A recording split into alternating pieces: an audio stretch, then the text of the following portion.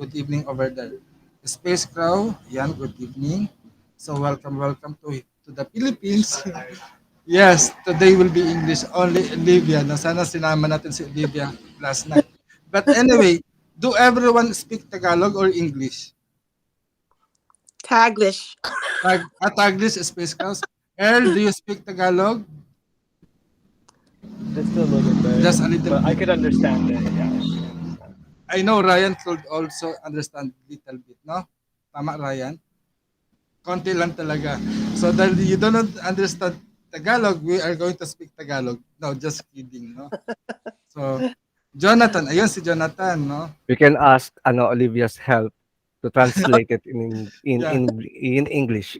Actually, I am relieved that Olivia is here, no? Because she's 15 minutes ahead of you and we talk in Tagalog. But everyone speak in English. Oh, Olivia, so you are in charge of translating. Just kidding. You guys are well versed. Yes, but anyway, welcome to Hilot Academy of Binabaylan. We are an educational ministry of Luntiang Aghama Natural Divine Arts and of Healing. So the mission of Luntiang Aghama is to promote Philippine Indigenous spirituality and healing practices. No, that's why we have established Hilot Academy of Binabaylan. And one of the curriculum of Hilot Academy of Binabaylan in terms of healing is the Hilot Orasyon. Probably every one of you already knows about or have heard about orasyon, right? Ay, Lana, yon. So orasyon is a sacred tradition that been practiced here in the Philippines not only during the Christian period or the colonization of us by the Spanish, no, but also prior to pre-colonial practices.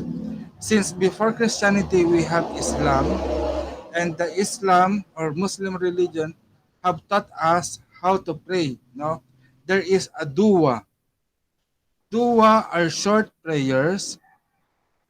Dua are short prayers that is derived from uh, the Holy Bible, the Quran. No, it is derived from the Quran. No, so they pray that to grant them a special favor. So knowing the behavior of Muslims, Muslims pray 5 times a day, no? So it is a requirement for them. So for example, if you are a newly convert of Islam religion, you have to pay up the prayers that you have missed when you are not Muslim. For example, I am 44 years old and I just converted into Islam. So they recommend na I should pay back by praying 5 times 44 times 365. So it will be around 80,000 repetition. Let me just, asa na naman yung calculator? No? For example, is magkano nga ulit yun? 44 years old times times 5 times 365. So it means I should pray 80,300 times of the missed prayer. So usually in the prayer, it's simple lang naman eh. You just say La ilaha illallah, Allahu Akbar, and Bismillah. No? So you have to repeat that 80,000 times, 300 times. The reason is the reason why it is when you pray, it brings blessings to you. If you notice if there are misfortunes that comes to your life, it means that are the moment that you missed your prayer. So parang yun yung punishment and reward system ng mga Muslim. And according to Islam, whenever you say La ilaha illallah, you are assured that you will enter heaven for them. No? So this is the belief of Muslims. That's why it is one of the pillar of faith is the prayer, the 5 times prayer. So, but before the Islam, we are also influenced by the Hindu and Buddhist. That's why we have mantras. So mantras are recitation of the names of God, of the divinity. No, it is a praise. such as the on Buddhist is the Om Mani Padme Om, or the Nam Yoho Renge Kyo Gohon yun, or on the Hindu yung Om Gam Gana Ganapat Gapat, ayun basta yung on Ganesha, no, I forgot the whole thing. So this means that our ancestors already know the value of prayer in our life, that it could give something special or blessings into our life. But prior to these influences, I want to show you something. If you know, wait, say, lakay is always hangono, flip.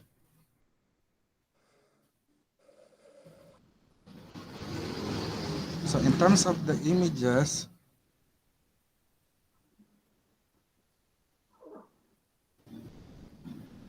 open,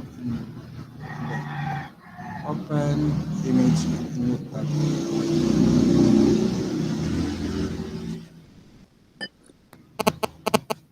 wait,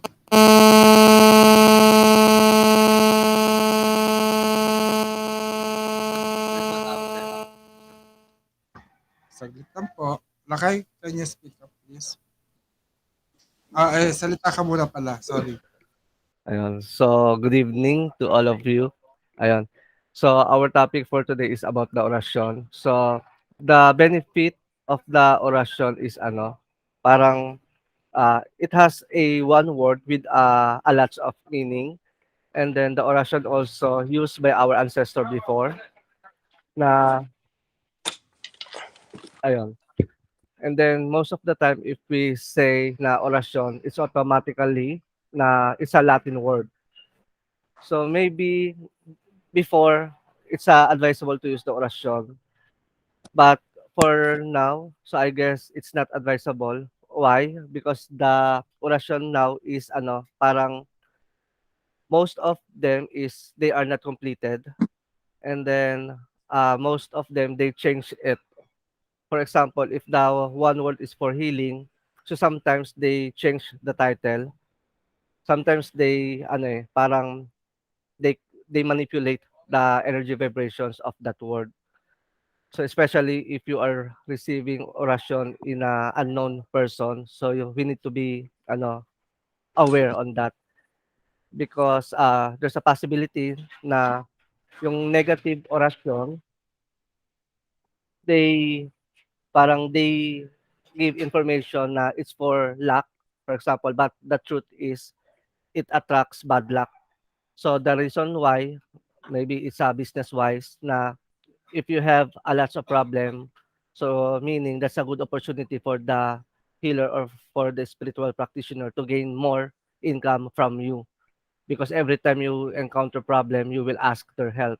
So that's the parang one of the negative techniques here in the Philippines, na they use the power, the abilities to to abuse a client or abuse some person.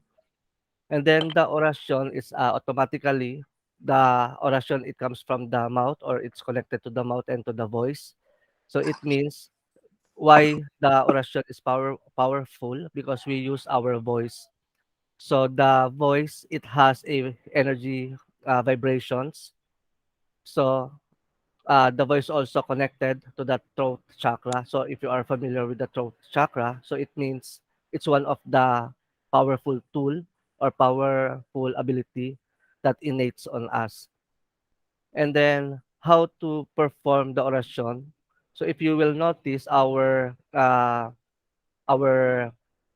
what ancestor, they have a different kind of how to perform the orasyon. Some of them they use it as chanting. So the chanting orasyon, this is it's more on rhythmic with a rhythm.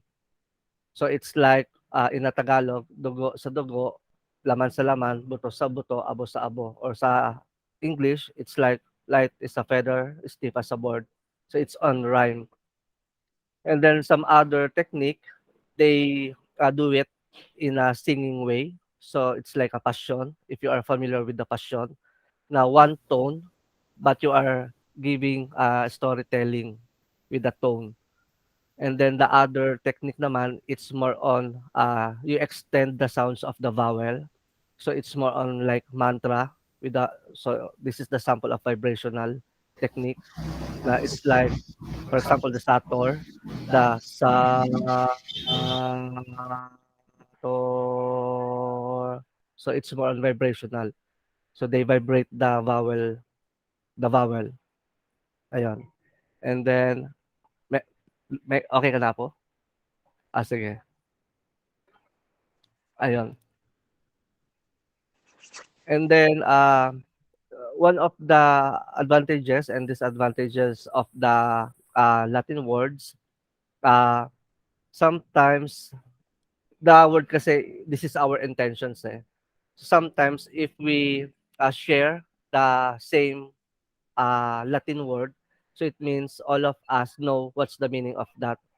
So in magic or in using orasyon, it must be na the intention is protected. Your faith, your trust to that orasyon will be not lessened. So if someone knows how what is your Latin for, so it means he or they can think how to destroy or how to change that Latin. So that's, especially the Latin is connected to your intention. So one of the common problem there is why the Latin word is so weak, why the Latin word don't affect our effect. So that's the common problem in parang pagpapasa yung ng Latin, Transferring. yung transferring of Latin. So Ayun, here, okay, thank you. go ako. Okay, thank you, Lakay. No? So like what I'm about to show you, so for us modern people, we think of saying orasyon as verbal, no, verbal, even on the mantra or even on the dua of the Muslims. But our prehistorical ancestors already know, for a moment, how to present. I'm going to present a screen here. No. So our pre-colonial ancestor, if you can see this image, no, this is the Angono petroglyphs. So I don't know during that time if people already talk or have a form of communication, but on our ancestors' mind, they draw this on a cave wall. So according to archaeologists, this is a form of prayer, and the intention of this prayer is to heal a child. No, so here our ancestor engraved their prayers on a cave wall. So, so it means our prayer is not limited on spoken language or even on what language that you are going to speak up. No, so because our prayer means to express our ideas and express our emotions. But when we talk about prayer, of course, we have to know whom to pray. No, it doesn't matter what kind of religion that you are into right now, no. But what matters is that you are sending your prayer to a receiver or to a recipient that will provide you the result of your prayer.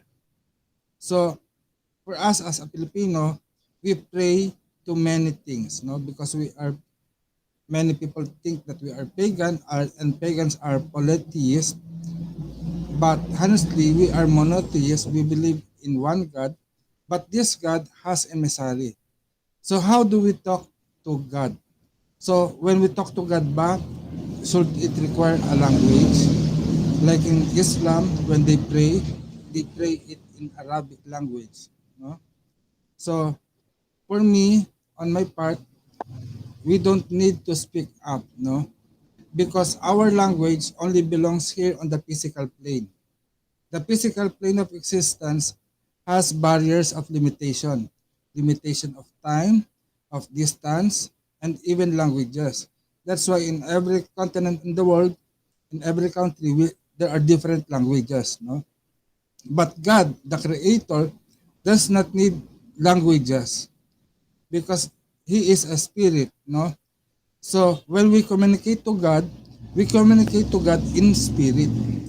So our spirit has no language. Para lang, it's like it's like doing a telepathy. Our prayer goes to God in a form of vibration. So what kind of vibrations that you are emitting towards yourself? So right now, I am talking to you, you are listening to me, you are hearing me, and aside from hearing me, I hope that you can understand what I am saying, right? I am understandable. Pero there are times na, for example, during the first stage of my stroke, no, you cannot understand my words, no. I'm babbling. So the important here is I am catching your attention and you are hearing my words. So it means the one that I'm communicating now is you, your consciousness, no? But when I whisper, like, Lakay, how are you? Olivia, you are so beautiful. So I am whispering. It means I am just wanting to catch your attention for a specific person and the rest doesn't hear. But Well, there, di ba? you caught my attention. Yes. Yes. So it means I am calling you. But there are some prayer that I said, can you hear? Do you hear what I said? Diba? Pero sobrang, it's too silent and ununderstandable, not understandable even to the point that it's inaudible.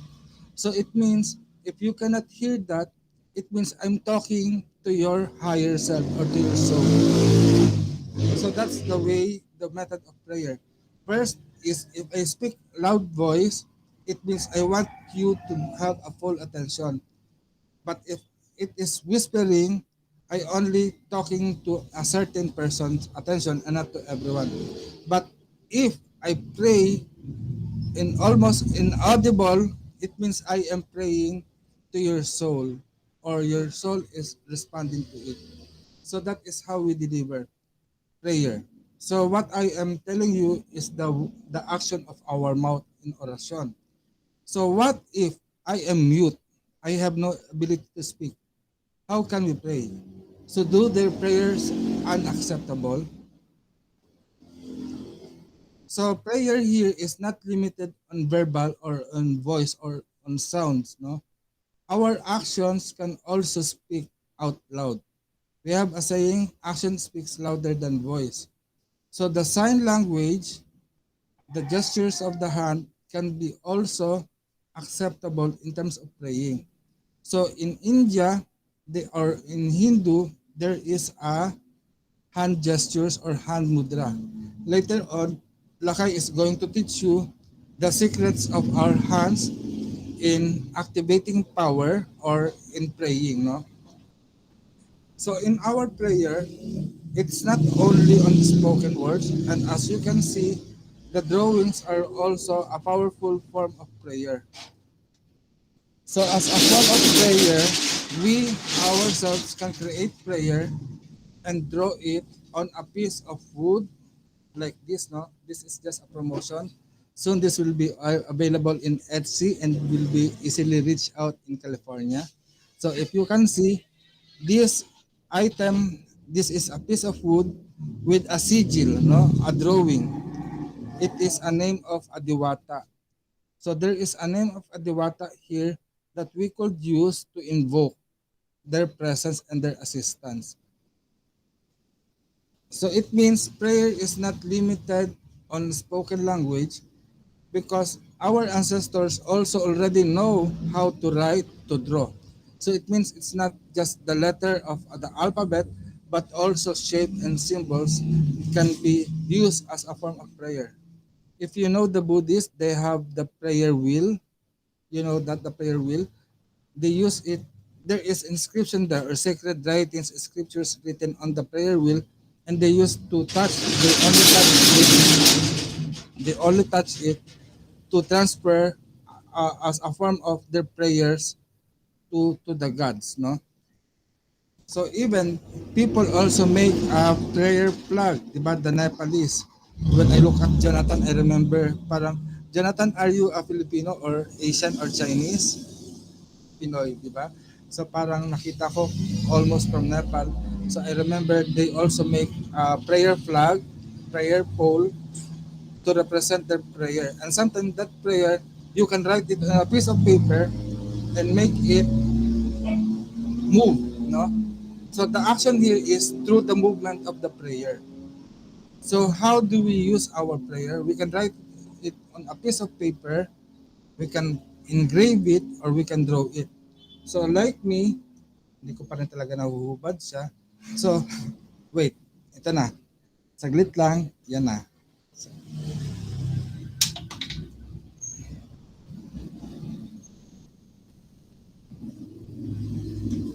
So when I was sick, no, a friend have made me, lakay actually, it's lakay, have made me this garter. It is called habak, no? It is called habak. So in this habak, lakay have written a prayer here.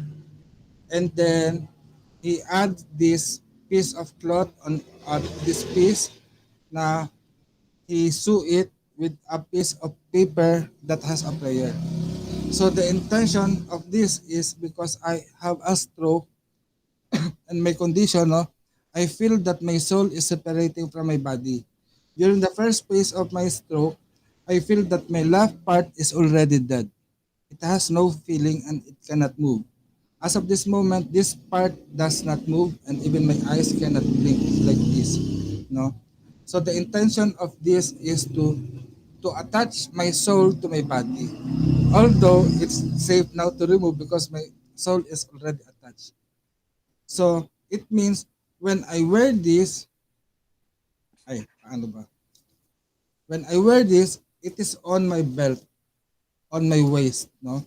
So it is on my waist that holds my soul to my body. So that is one intention. So even our earrings, our rings, our bracelet, our necklace, if it has a prayer on it, it has a purpose. Lakay, can you share more about that? Ayan. So the other information is, or the other question, why the orasyon is powerful. So the reason why the orasyon is powerful, or why the words is powerful, because we use the one of the sacred hole of our physical body, which is the mouth. So the mouth is composed of the two elements, the air and then the water. So in our research, the air element has the ability to capture, or it has the ability to go somewhere. It has the ability to travel meters away. And then the water, this is a doorway also, and parang it's connect to the spirit or to the ancestor and to the emotions. So that's why if you will notice, for example, is if you want to cut the attention of someone in front of you, you can just whisper it a lot of times na, hey, look at me, hey, look at me. So the reactions of that person is they will look back because they feel na someone is looking at them. So it means the orasyon, it's direct communication or connections to the spirit. So the spirit, remember na it composed of mind and emotions because they have no physical body. So every time we talk, every time we use positive or negative words, it's automatically has an impact to their mind or to their emotions. So that's the reason why our babaylan, our ancestor before, they don't talk too much, especially if they are angry, because they know na if they talk, they can destroy the thoughts or the emotions of that person. Yes, Space, may sasabihin ka? Ayan, okay. Wala po. Okay, akala ko meron ka i-share. And then, that's the reason why then na it's not advisable for our child, for our son, to reprogram or to give auto suggestion to them, especially like the word na bobo or mahina, not smart. So we need to avoid that word because we are it's like giving imprint to that to that mind, to that to their spirit, that they are weak, they are not smart. So most of the time, even though na they are not fast learner, so we will give them a good word pa rin na you are smart, so that they can transform on. And then the orasyon is powerful because it has a three meaning. Orasyon has a word of aura. Aura means energy field, frequency, and vibration. So that's why it affects our soul. And then the orasyon has a word of horas or time. So that's the reason why then every orasyon has a parang we allot a time, a specific time to feed that orasyon. And then the orasyon also has a word of ration or ration. So it means we are giving them a fix of our time, of our effort. So it means the orasyon or the voice or a word is one of our tool na we can use it to extend our power, our energies. Ayan, Apo. Ayun na nga, no? So here, like I have discussed the power of orasyon. But in order for your orasyon to be effective, it must be addressed to something recipient, no? So, for example, if you are going to make an orasyon or a prayer to the divinity, to the divine, no? At least we have to develop a personal relationship with that divinity or with that diwata, no? So actually, as a form of personal relationship, no, it requires us courage to know that divinity. So we conducted research. For the Christians, the Catholics, and the Muslim, it is easy for them because there are written documents such as the Bible and the Quran that will tell who God is for them.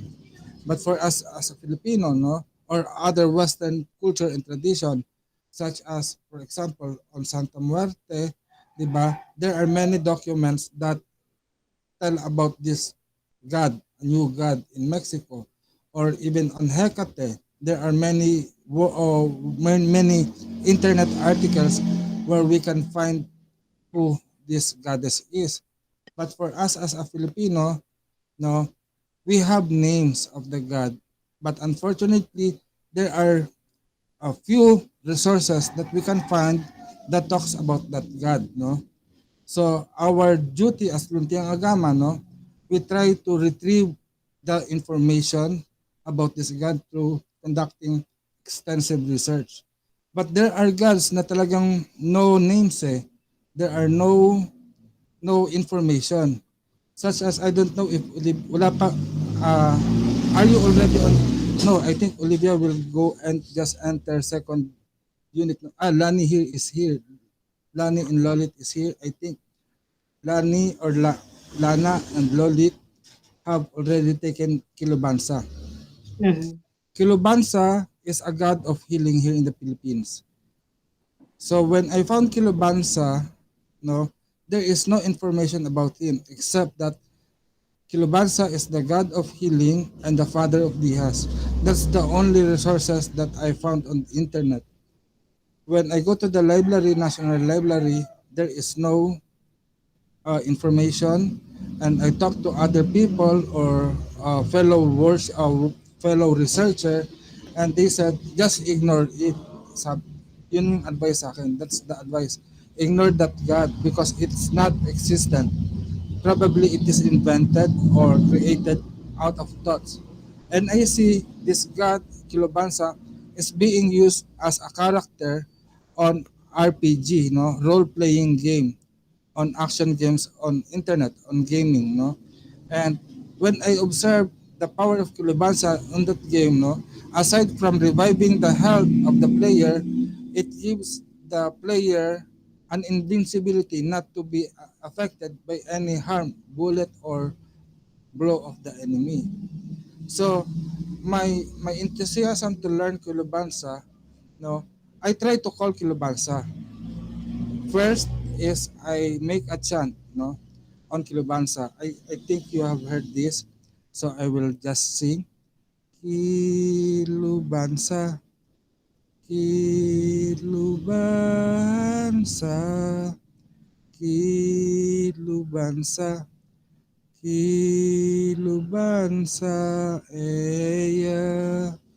Kilubansa, Kilubansa, Kilubansa, Kilubansa, Kilubansa, Kilubansa, Kilubansa, Kilubansa, ahoy. Hilom lunas, hilom lunas, Kilubansa, hilom lunas, hilom lunas, hilom lunas, Kilubansa, hilom lunas, ahoy. So when I sang that, I made that chant for Kilubansa, I asked him to reveal himself to me. Then I get a piece of paper, spit on, write the name of Kilubansa in baybayin, then write my request to that Kilubansa kindly reveal yourself to me. Then I spit on it on the paper. Then I put it on a coconut burning coconut husk. No, so when it's about to get burned, I lift up the paper and see the image of Kilubansa. So Kilubansa revealed to me as a form of a man with a long hair. So he is look like the Jesus Christ with a long hair, no? And he have a rabbit or animal on his hand, seeing that Kilubansa is a ritualist. Although that is the first base, no? At least I had an image of Kilubansa. But what else should I know about Kilubansa? So I consulted Lakay and asked, Lakay, can you give the interpretation of the Siantala or Sibulan and Tala Mystic Oracle on the symbols of Ki, Lu, and Bansa? And Lakay have given me that meaning. So from that meaning, I meditate and I pray, and it started to grow. The information that I've collected from Kilubansa grow. That's the reason why I retrieved the knowledge of healing arts of Kilubansa. So Kilubansa, the system of Kilubansa that been revealed to me is through elemental name energetic balance. So within our name, there are elements and we have to balance that element. And also, according to Kilubansa, we have to work out with our ancestors. And our ancestors, in working with the ancestors, in getting the medicine for us, no, we have to know the 8 directions, the gateway of power where we can find the medicine.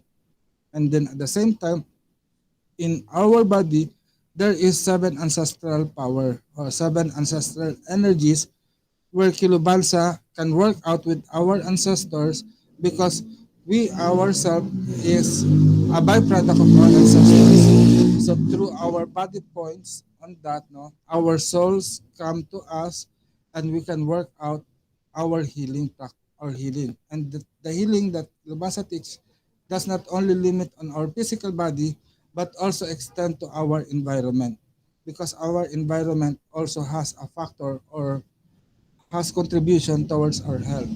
So that's how I learned about Kilubansa. So our constant communication with the Diwata, no, show us parang constant communication with the Diwata reveal themselves to us. They give us information of who they are. And another Diwata that is easily to work with is the Diwatang Ananggolay. Before Ananggolay, to me, according to what we have, if you search on Google, they will tell you that Diwatang Ananggolay is the goddess of lost things. So when you lost something, you just call on Ananggolay. Actually, she is the very easiest to work on. No, you just call her name and mention request, and immediately she will give it to you. No, there are many testimonies that I have received that Apo, it worked. I lost my ATM card or my driver si Dokit, no? Si Dokit lost her ATM card. No, driver's license while driving. She tried to find everything on her motorcycle, on her jacket, on her pocket. She went crazy searching for it. But when she come, I said, called Diwata Ananggolay. So for me, I call her, I help her out. And I said, Ananggolay, Ananggolay, you know na what is needed to do. The driver license of my friend is lost. So okay, I just that's it. That's simple, no? Then afterwards, after 3 hours, by 6 p.m., Lakay is shouting at me, Apu, Apu, why? So I was parang alerted, no? I thought there was an emergency.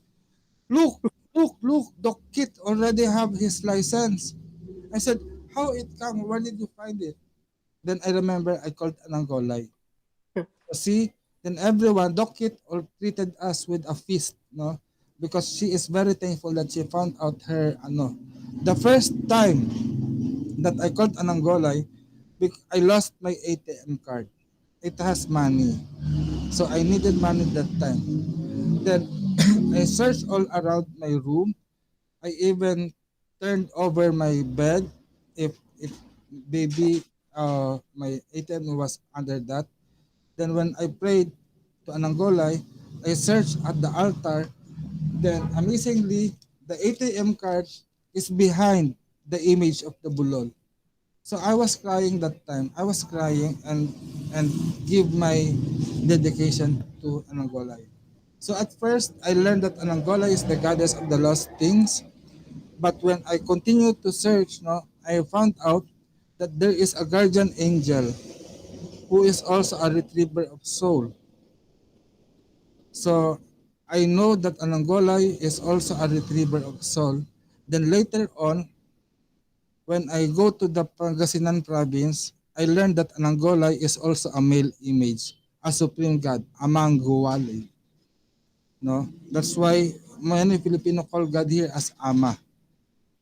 Ama means father. So here we see that the Diwata here is not a male or a female. It can interchange gender.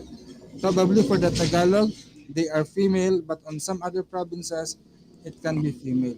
So here, it is important that you have a personal connection with the divinity. No? Most of the Diwata are easily to work with because on some other tradition, in order to work with other Diwata, you need an offering. You need to give an offering. So I've seen some people in Instagram that working with the Diwata, they give offering of something such as in Voodoo, meron talagang in Voodoo deities, they have a specific offering for the Diwata. For me, if you work with the Diwata, especially on the Supreme Divine Being, material food is not accepted, no? The divinity or the Supreme Divine Creator does not need any material offering, such as food, wine, or whatever.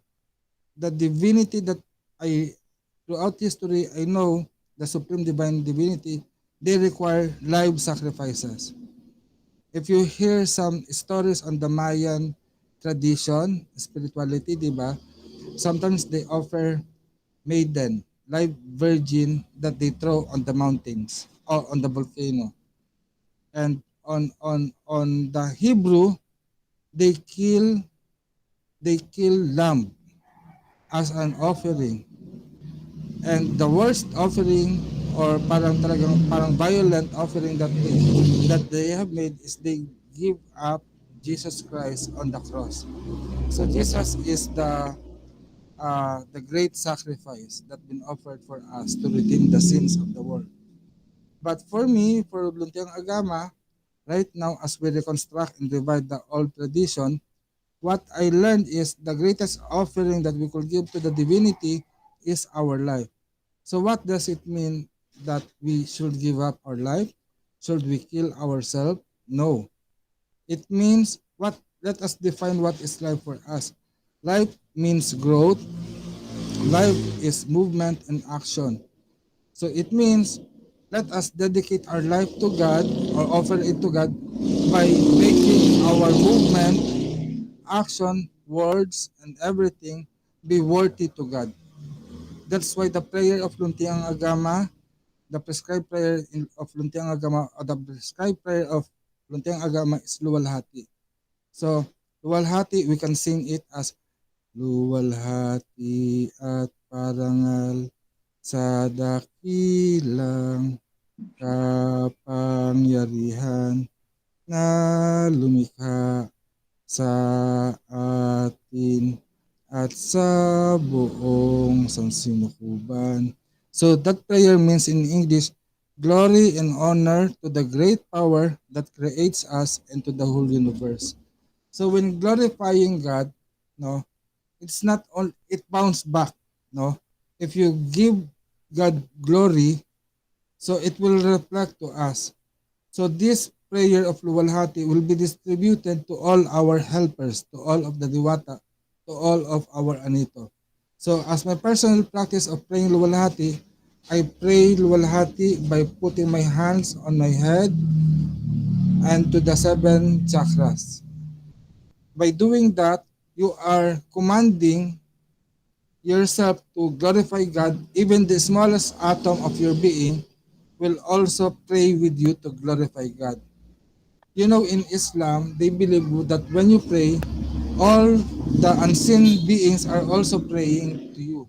That's why in Muslim Salah, they have this behavior of praying. In the prayer, they say, Assalamu alaikum wa rahmatullah, facing to the right, and Assalamu alaikum wa rahmatullah, facing to the left. They are also greeting the angels and the demons. No?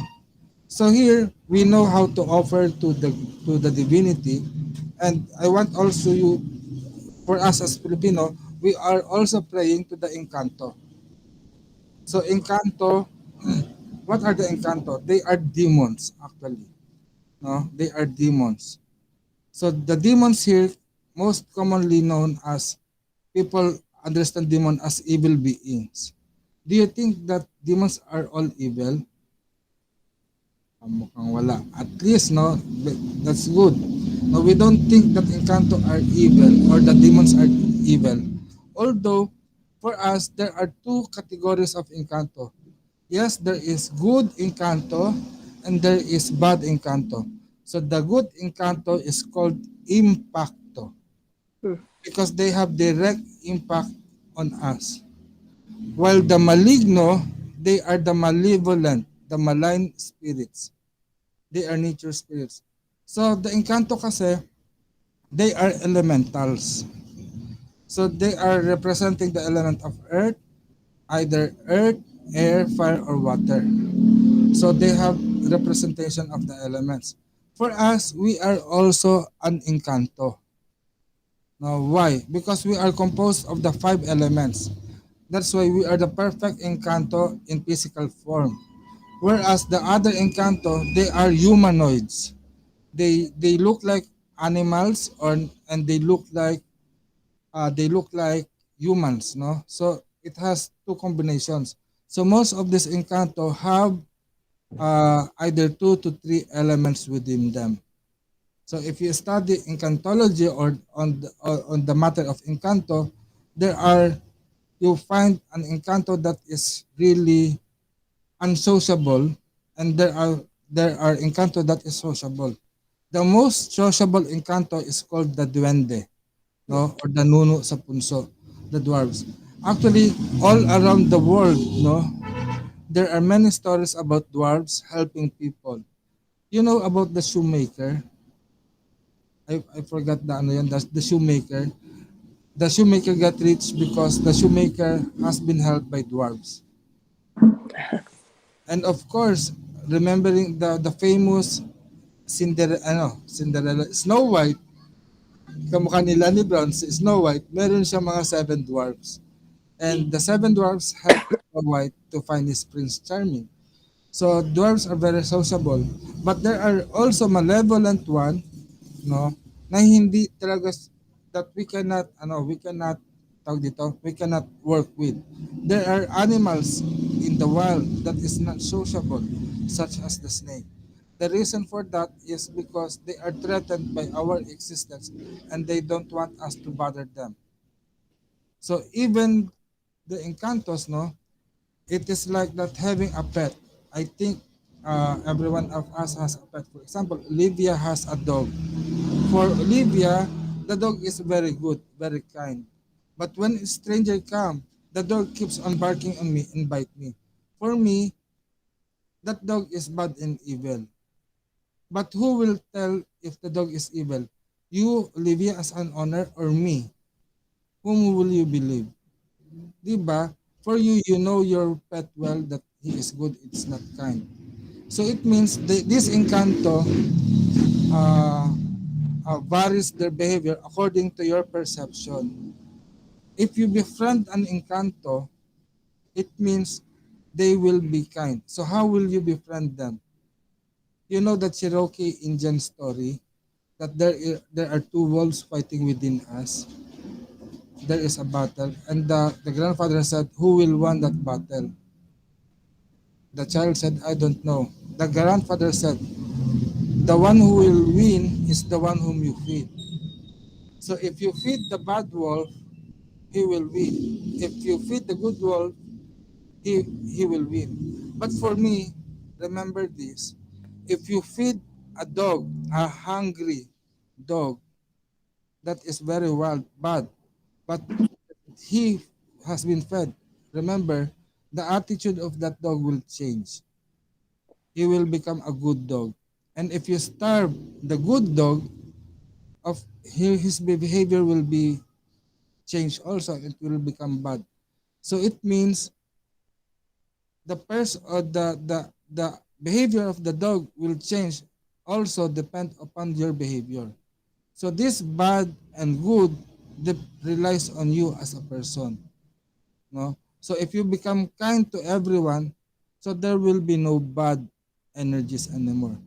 That is the role of Luntiang Agama in balancing the force of nature of bad and good. Although the role of bad has something good benefit for us. For example, those cockroaches, no? For us, we hate cockroaches because they eat us, no? They spread germs. But without them, how could this our garbage will decompose? No, they have important role to do. So as those bad encantos. Nakay, pagod na ako. Pasensya Okay, na ako, no? I easily get tired. Go ahead, kaya Jay. pa po. Ayan. So, other information about sa orasyon, if you will notice, the person who use the orasyon, the basic repetition is they do it 3 times. So the reason why 3 times, because there's a lot of power in number 3. So the number 3, it is connected to the physical, to the mental or to the mind, and then to the emotions or to the heart. So it means when you repeat the orasyon in 3 times, so you are preparing for alignment of that 3 aspect. So this is parang a great source of power, especially if we want to declare something. So that's the reason why then why we need to declare our specific intention, our specific desire to the universe, so that it's clear for the to the universe what is your need. Yun. And then some user of the orasyon, they combine some specific actions. So if you will notice some person who do orasyon, they also combine it with the technique of blowing. Blowing, pag-ihip, yun. So there's 2 kinds of blowing. So blowing with the force. So we will do the blowing with the force if we want to cut ourselves to the negative energy vibrations or connections, or it's a form of cleansing. And then blowing na in a gentle form. So it means it's like an injection. You're inputting good vibrations, good energies, or healing to that specific person. And then sometimes, aside from the blowing, they use the touch technique. So they use the hand. So they they use the orasyon. They pronounce it 3 times, and then they will use the touch. If the touch is gentle, so it's like a injection, you're putting medicines or good intentions or positive vibrations. But if you do the touching like this one, so it's like pagpag, so you're removing dirt or negative energy vibrations. And then most of the time, if you will do the blowing, especially if we have a clients or if someone we need to heal, so we will blow to the top of the head or to the crown chakra, because sometimes, let's say if there's a problem in the left arm, if we will use the orasyon and then we will blow to the left arm, sometimes they jump into other parts. So we will blow to the other parts na naman. But if you want na parang all in, so it's automatically, if you blow the bunbunan or the top of the head, which is the crown chakra, it's totally cleanse all of the physical body. So if we will use the orasyon to the to the other person, but if we will use the orasyon to ourselves, it's automatically we will blow our chest area, which is this is the combination of the throat, the heart, and then the solar plexus. So we use the three energy points for that. So it means you are releasing and accepting the energy of that of that orasyon. And then sometimes the orasyon has a three parts. It's a traditional way. So they called it poder, pondo, and susi. So it means if you get some orasyon, or if someone give you orasyon, you need to distinguish what is this orasyon for. So is this a susi or a key, a pondo, or a poder?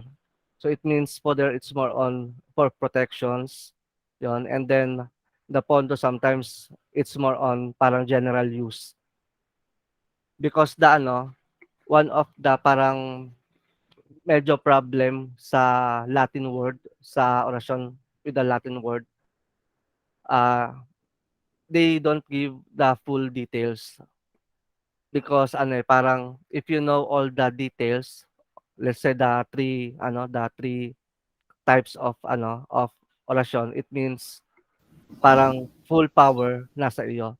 So sometimes they parang they just give you a small amount of of a word, yon. So Okay, that's ay apo yun. I want to explain about the suse, pondo, pondo and poder. orasyon. No? Usually, let us start with the suse. Suse means key. So, what is the purpose of the key? The key intends to open or to close the power. No, it is like a switch. So, in praying, in regular prayer, we often heard the word Amen, Amin, or in Voodoo, we hear the word Ashe. So in Luntiang Aghama, we have a key, no? So our key is Mayari, but Lakay Magbaya also have his own key, which is the name of his head. No? So every one of us will make a dedication to our deity. For example, what name of the deity you use their name to be the key. It means through that name you will receive what you have asked for. No?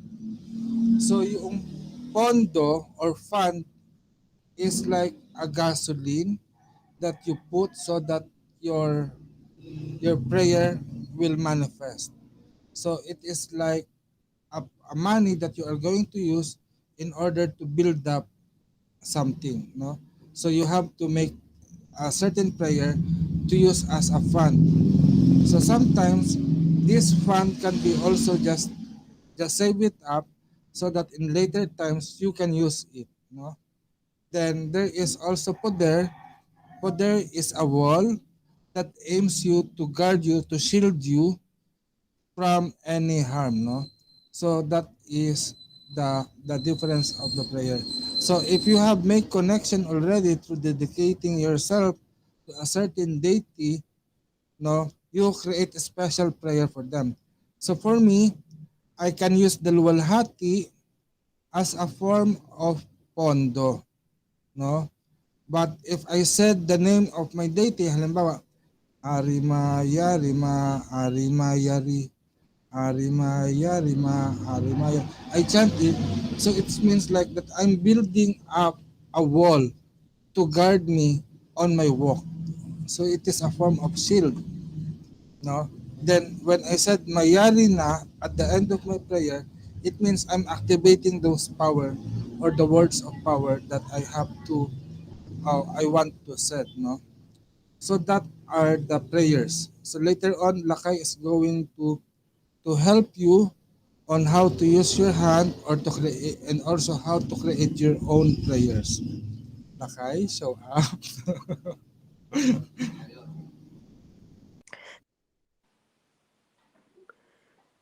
Yung ano, can you teach them how to use the hands Ayun. in making prayer?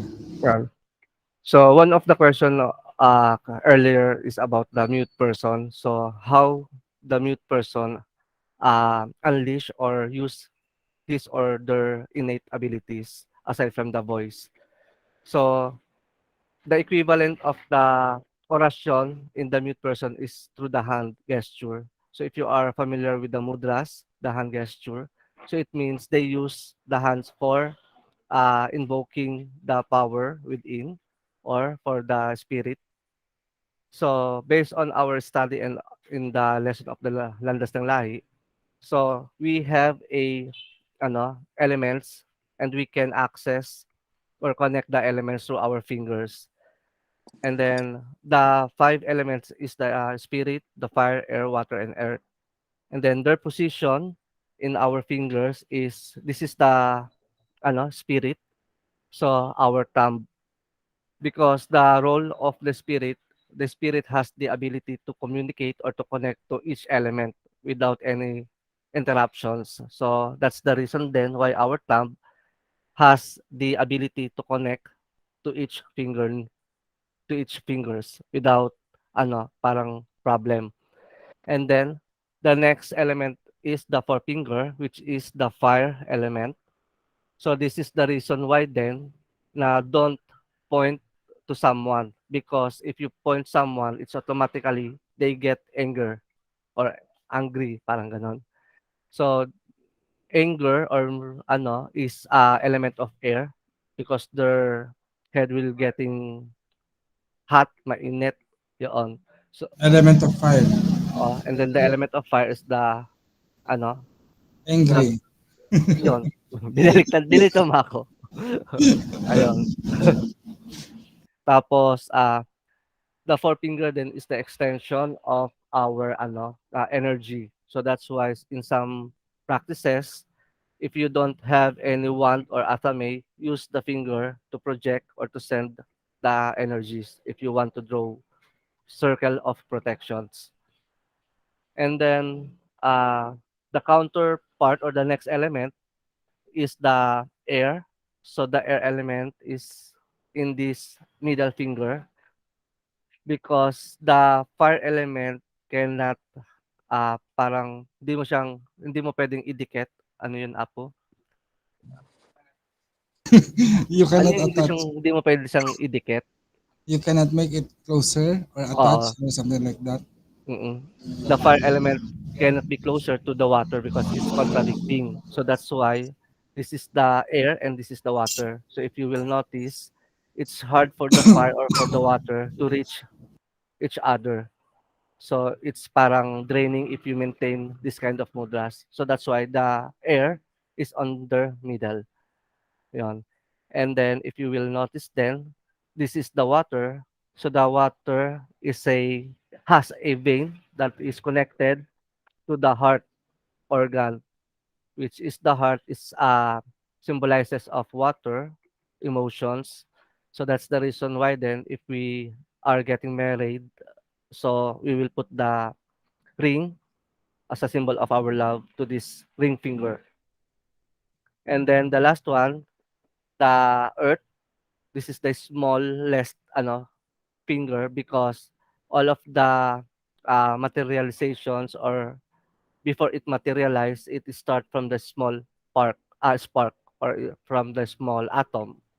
or particles. Yan.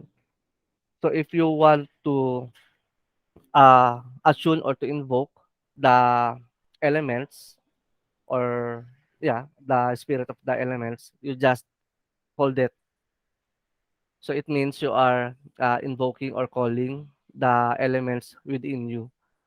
So sometimes the spirit is always present all the time because the spirit has a field, or yung intention is in the realm of the spirit. So if you have a clear intention, so it means the spirit works accordingly to your desire. So Lakay, Ayun. it's not only one hand. So you Mhm. can combine the elements with both hands. For example, the yun na nga. So you can mix all the Combine. hands, now combine the hands Mm, in terms of mudra. No? mm. And then some of the orasyon then they have their own fixed time.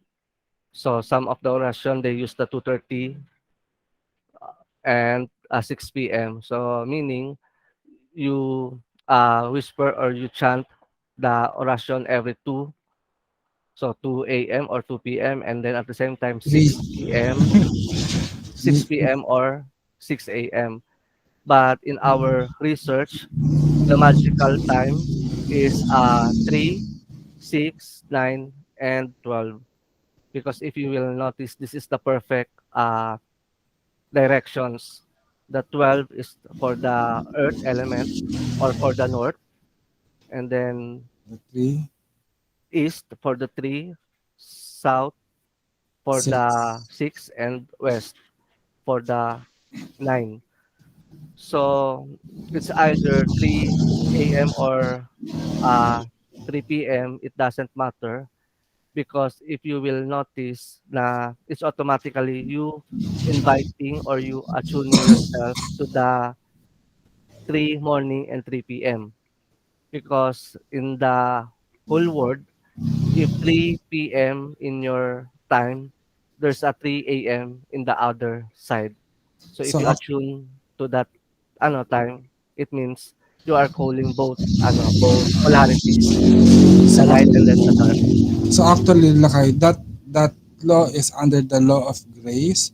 So according to the law of grace, there are specific time where the veil to the other world or to the spiritual world are very thin. So our prayer can directly or can easily go through to the spiritual realms. Usually, the spiritual realms, if we meditate, if we study psychism, is the astral realms of existence. This is where our prayers is created, no? So when we pray during those time on the middle world or on the uh, what do I call that, no?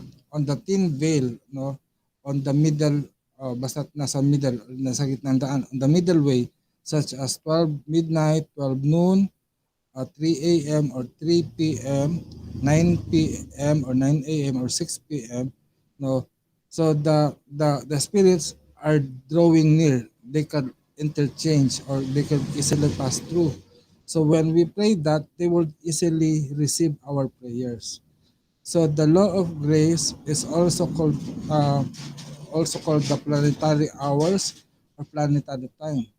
So this is what other traditions have taught us, no, that there are specific times that we could pray or could access their energies and power, such as the Muslims believe the 5 times a day they have these specific blessings that been established by the Prophet Muhammad and have proven that it has powers, no.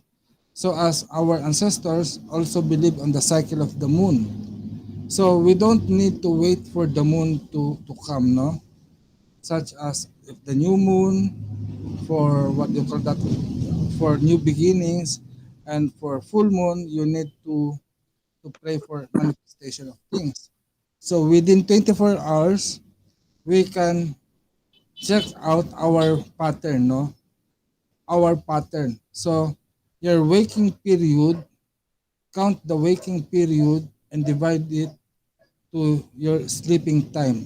Parang if I wake up 8 a.m. in the morning, So if you sleep tawag dito, uh, by 10 o'clock in the evening, so divide it into 4. So that will be your central or middle part, no? Will be your personal hour of grace where you can connect with the divinity. Although in if we follow the astrological, no, we should really wake up early in the morning. Kumbaga, we should follow the cycle of the sun. And from that moment, now we can directly access. But for us, we know now we are living in the modern times. So sometimes our sleeping pattern are controlled by the time of our work, no? So at least find those times in your life so that you could still access the spirit, the power of the spirit within you, because the spirit also adjusts to your needs. But don't reason out, no, I don't have time. I don't have time. If you don't have time, the spirit will remove that time to you. No, so at least have time. That is the most precious gift or offering that you could give to the spirit, to the divine spirit, to set time for them. No, by giving time to the spirit, it is also the same thing when you develop relationship with your children, di ba? So you have to spend time with your children so that you may give or you may receive the great benefit of having time with them, a quality time. Lakay? Ayan. So, other ano din, parang experiment and other parang experiences na why the rosary of the Catholic is powerful, especially if you want to detect if the person is possessed by evil or by the negative spirit. So, most of the time, the one who cannot break the rosary, I guess they ano to eh, parang they use it in a daily devotion. So they use the orasyon or the prayer like the novena. So if you are familiar with the novena, so if you use the rosary of the Catholic and pray for that every day, so the power of that orasyon will store to that rosary. So if you need the rosary for exorcising ba yun? To exorcise someone, so just put it on their body, on their head. But if you don't use the rosary, so it means the power of that rosary is too weak. So sometimes or most of the time, the possessed person, they can parang destroy it, they can break it. So that's the difference. So in our ayun, so Actually, in Lakay, sige. okay Apo. Actually, I'll just explain that. That is called automation, no? So, in order for an object to have power, you will spend time or you make funds to it, no? For example, this object, if you want this to become powerful, spend 9 days or many days before you use it. It's like that in charging it with power. That's why when somebody touch a certain object, it has power. If you are a Catholic here in the Philippines, I think also in Mexico, people come to the Santa Muerte, di ba? So even though they didn't know that, the belief of the people is being transferred to that and it gains power or energy. Such as the Pahalik here in the Philippines, if they go to Quiapo Church and kiss on the image of Poong Nazareno, they believe that they receive their blessings. So if you constantly pray, you are charging up them with certain amount of power that it will work on some other days or later days. That is also what happened na some of our jeepney drivers here, no, they don't need to pray the whole rosary because it takes time for 15 minutes. But sometimes they only touch it, no? They touching it, then make sign of the cross. So their movement, their action is a form of prayer that invokes blessings. So for us, a maker of anting-anting or agimat, we infuse that object with prayer so that it could still work. No, Lakay? So continue, Lakay. And then the orasyon is ano naman siya, parang you can use one word and then you use it repeatedly. So one of the example is are you familiar with the word maganda? Yun. So maganda is a Tagalog word. So for example, we will use it or we will make our own orasyon. So the maganda na word, you can write it from the last word. So the spelling is Maganda. So if you want to unleash or to see the orasyon there, write the Adnagam. So write it backward. So the word for that is the adnagam. So you can use that word for your orasyon for the maganda na spirit. And then aside from that, that orasyon, they will give you another purpose of that word. So for example, for the adnagam, we have a word of naga. Naga is the other term for serpent. And aga is a morning or early. So this is parang connected to the element of sun and fire. So it means the adnagam has the spirit or the power of the beauty with the serpent and uh, sun or light na combination. So it means the power of the snake is like the kundalini or the power to shape shift, to stand out, and the power of actions or movement. So it means every actions that you can do, parang they've seen na parang wow, may wow factor every movement. So especially if you are into dance or into more on actions, so the anagam orasyon could help for your for yourself to be parang mas makita, mag-highlights, mag-stand out. Yon. And then you can also use the other technique of getting or making your own orasyon by syllables. Syllables ba yun, Apo? By with a word. For example, is yung maganda. So get the ma, gan, and da. So write it backwards again. So makukuha natin is dagan ma. Yon.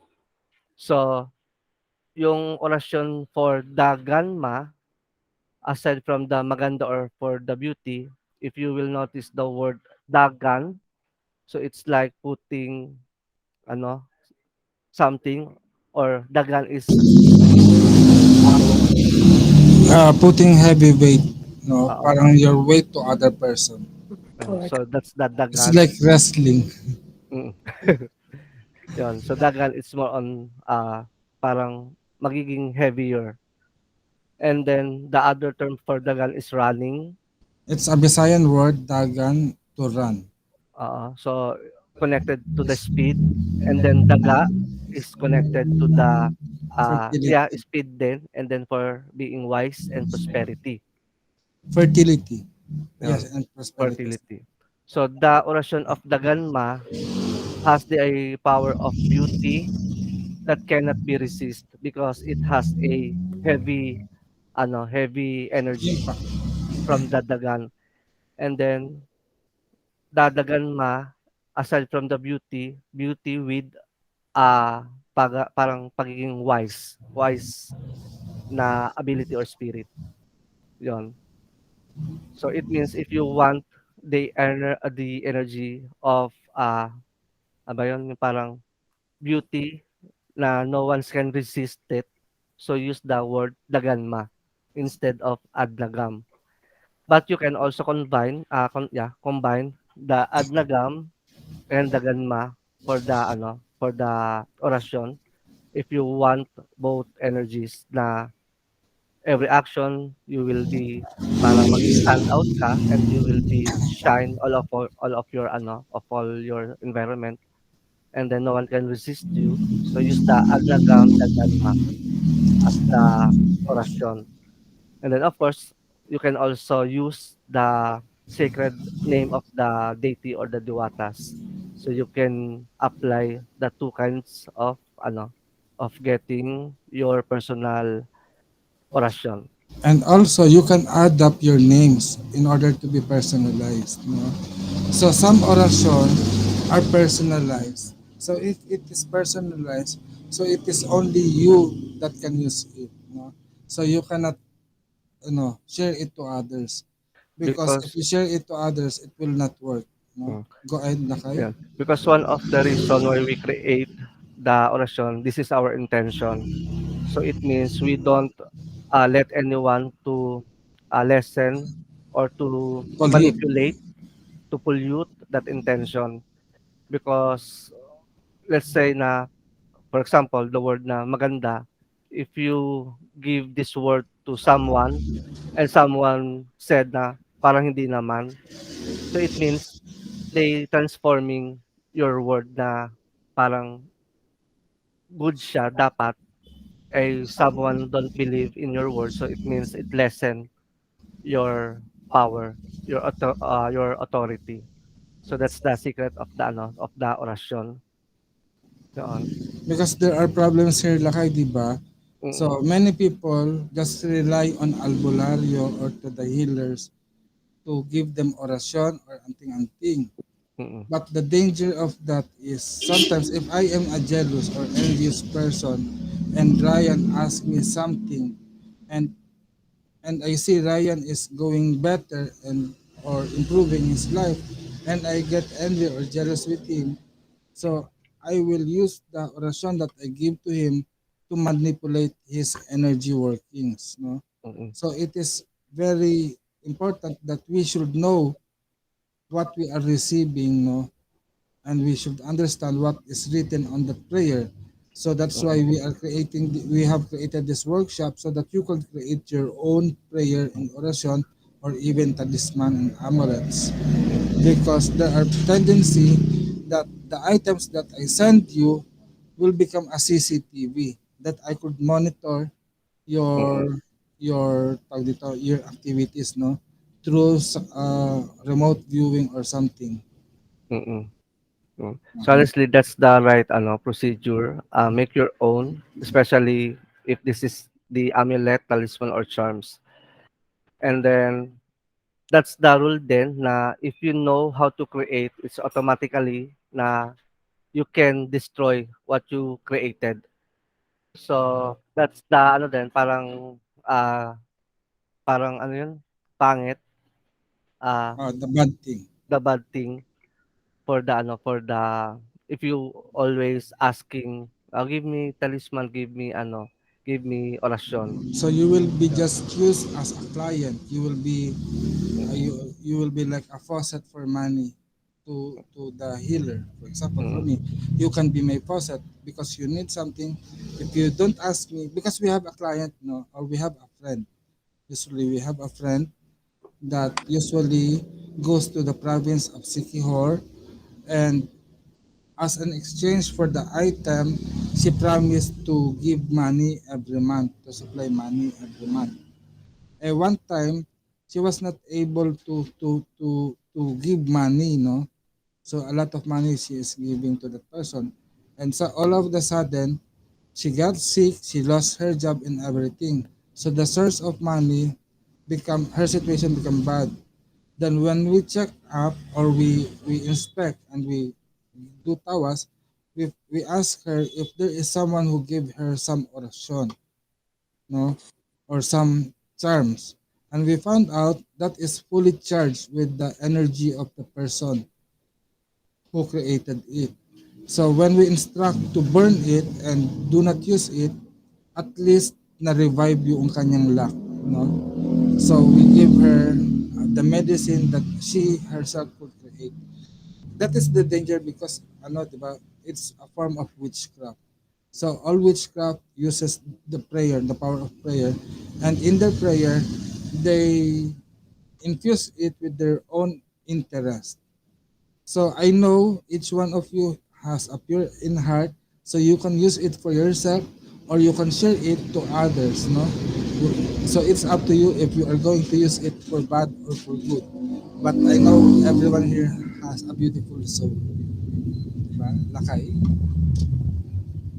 And then one of the disadvantage of the orasyon, for example, I will give you this orasyon and do this.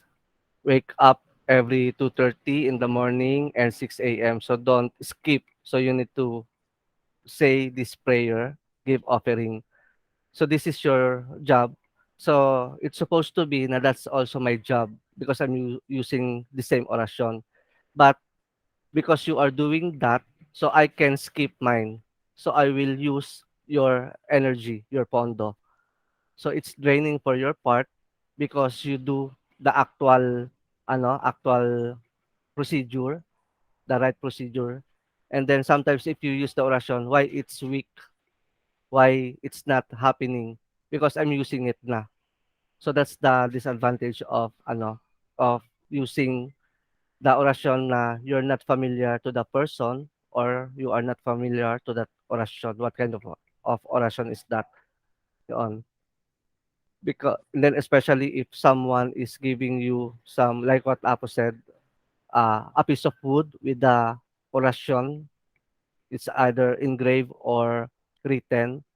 So it's not also advisable to carry that that kind of talisman because it's automatically na once I created that, you are not sure on what's the true motive of that person because one of our din, 'di ba, yung parang previous topic na kailangan align ang actions, ang mind at ang emotions. So if I'm creating orasyon but my emotions is more on negative, so it's automatically I'm giving also that imprint to that talisman. So if you carry that, so you can absorb it. Yun. Up, Because dahil kasi apo. prayer corresponds to vibrations. So whatever vibrations of your mind and your heart, it will reflect to your own prayer. Although if it for you, for us who prays, no, sometimes we have this kind of prayer. So don't give it to others first. Deal first yourself, your emotions in creating prayer because the content of your heart and the content of your mind will be reflected in the effect of the prayers. For example, on my part, no, I experience it. That's why I'm very protecting myself because there are times that happening na if I feel bad, those bad things could also reflect on my client. They will just call, Apo, are you okay? Because what happened to me is like this. So I blame myself for that if there is something bad that happened because I don't feel better. So as much as possible, let us make ourselves feel better so that our students or our people whom we are caring for will not also be affected. Will not also be affected. Yeah. And then if for example, if you are sabi nating busy person, so you can use the technique na write the orasyon in your sacred object or in your accessories. And then if you have a time, chant the orasyon. So dito kasi once you write it down, so it means your desire or your intention is already in there. So it means if you want to destroy or to stop the orasyon, you need to transform that object. So you need to erase the letter or you need to burn it so that it can parang dissolve automatically. So if you don't want to dissolve it, so it's automatically keep the the talisman or keep the orasyon. Ayan So that po is ako. changing the vibration, no? Mm. Sometimes kasi, no, according what I've observed to Lakay, sometimes he have this medallion and he tried to erase the inscription. So he bought some tools to renew whatever was written. But you can maintain the object, no? You can maintain the figure. For example, if you have a figure of the cross, just write your name on it so that it could change the vibration, especially if you feel that someone who give you that item has a bad intentions, no? So it's better to be safe. At least you have your own knowledge how you could shift or transform those objects into beneficial for you. Ah, yun, naalala ko ulit yung other problem. Some of the person kasi they want the powerful orasyon. So like, orasyon that, parang magiging bulletproof yung physical body na no knife or, ano ba yun? Yeah, no knife can affect your physical body or bullet. So if you don't need that orasyon, don't get that orasyon because we have the power of ano, parang likes attracts likes. So it means if you are not into the military, so don't keep the orasyon for the bullet because the side effect of that is, for example, you are a businessman.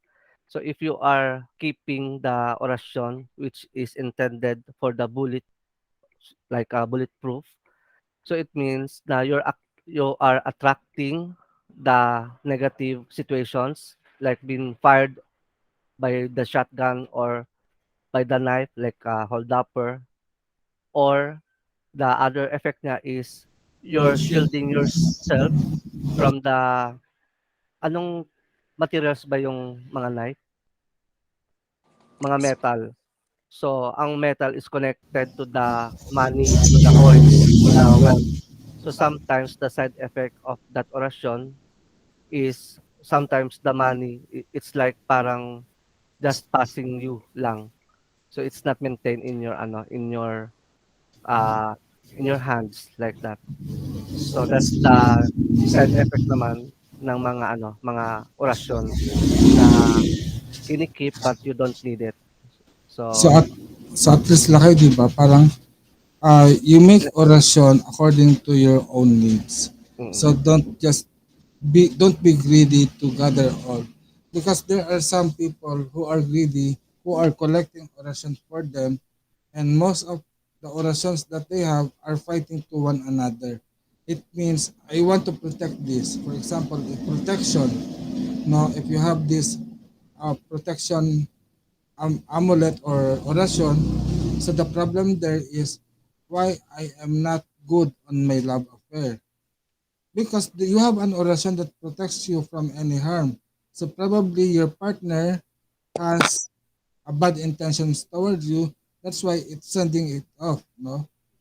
So you are not happy with your love life.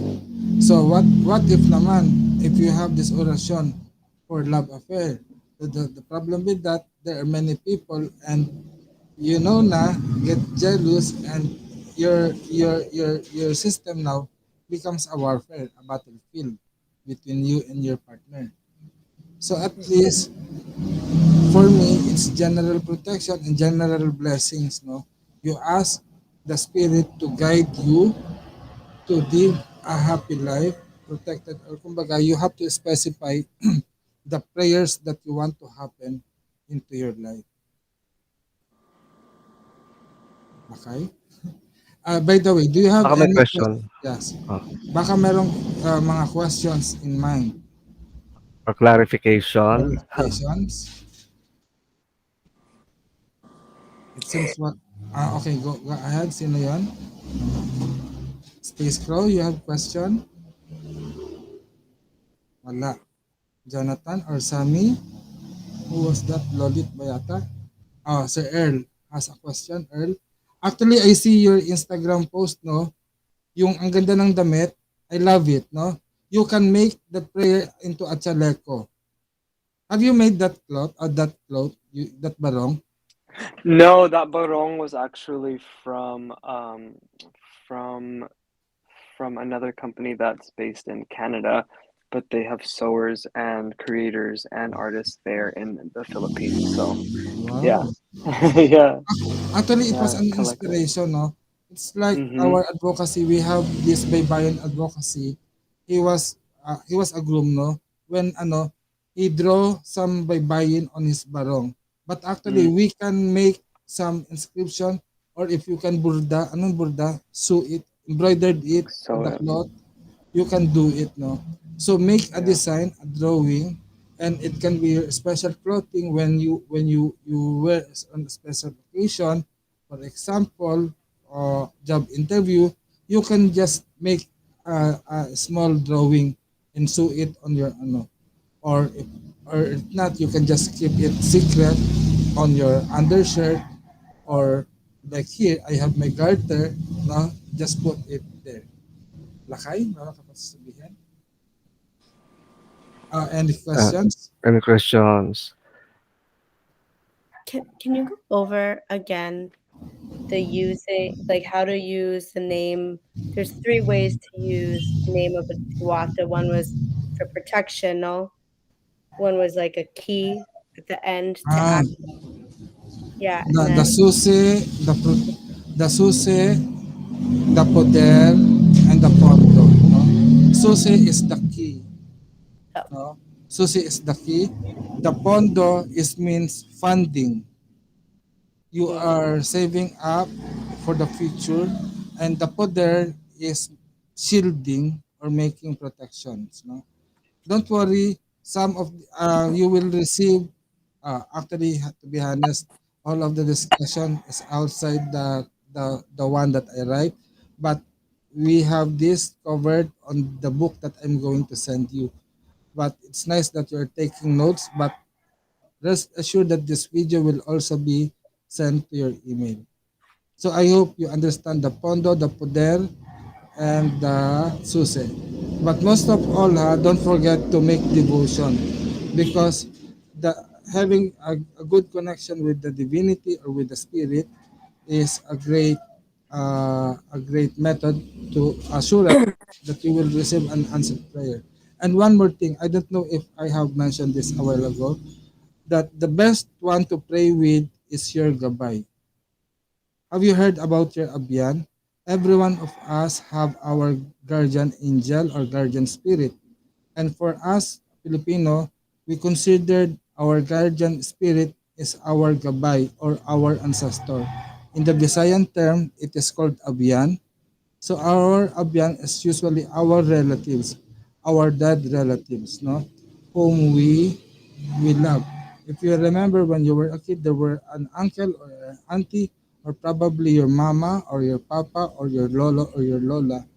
They are the best guide. And usually we don't only have one guide. We have a legion, or we have a band of guides, no? So they can be your ancestors of different professions. We have teacher, we have nurse, we have soldier, we have in any matter, no, in any source. If you are inclined to music, probably look towards your ancestors who are inclined to music, that will guide you.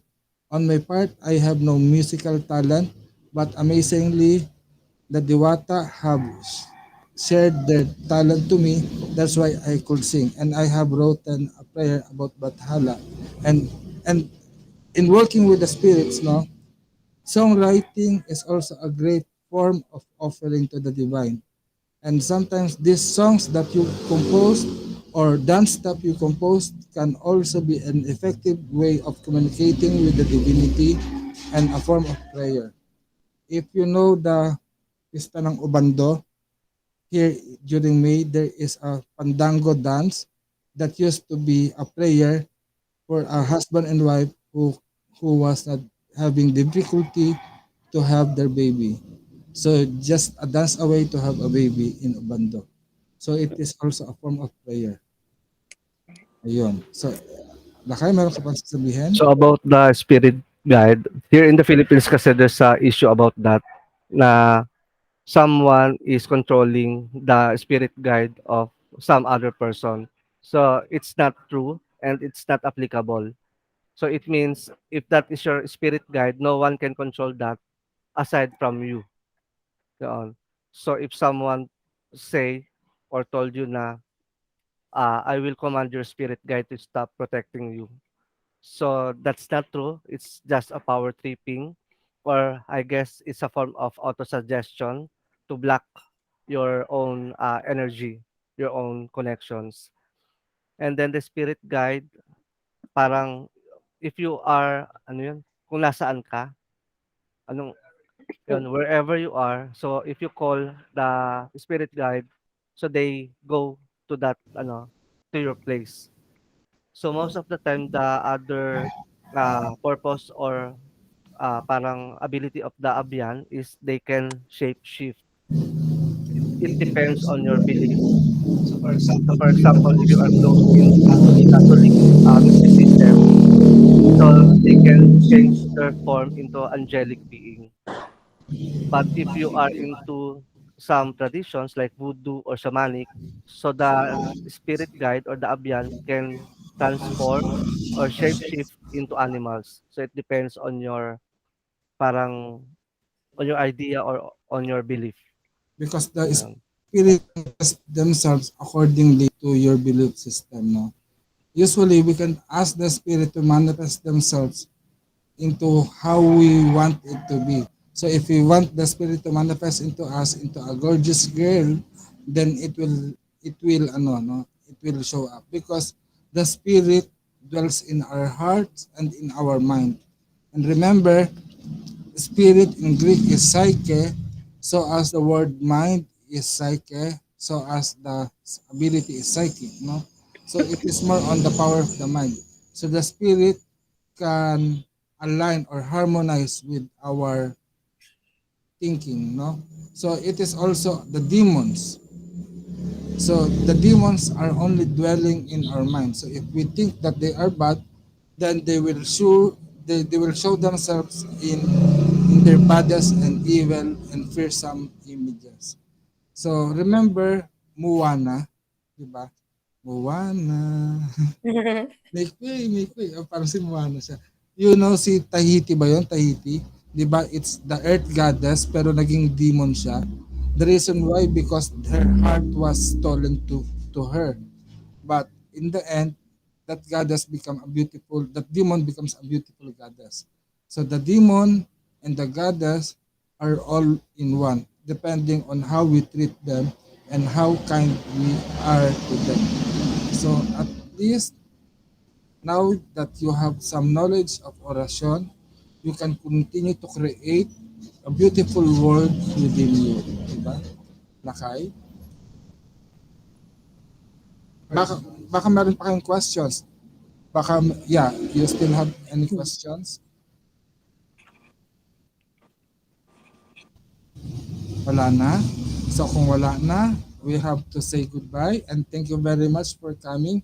I'm so excited and very glad to see all these beautiful faces. No, Lolis Lisa, Earl Paus, Olivia, Ryan, Space Crow, Jonathan, at sino pa ba? Si Sammy Gloria. Yan, thank you very much. And Lana, I miss you all. So ito no, like what I've said, pagpasensyahan nyo if our weekly meeting in Hilot Academy is not continued, no? I halted because as you can see, you notice, I easily get tired. Pero I'm so happy to see everyone. Maraming salamat. Thank you. Ah, salamat. Salamat. Bye-bye. Bye-bye. Ayan. Stop recording ko muna.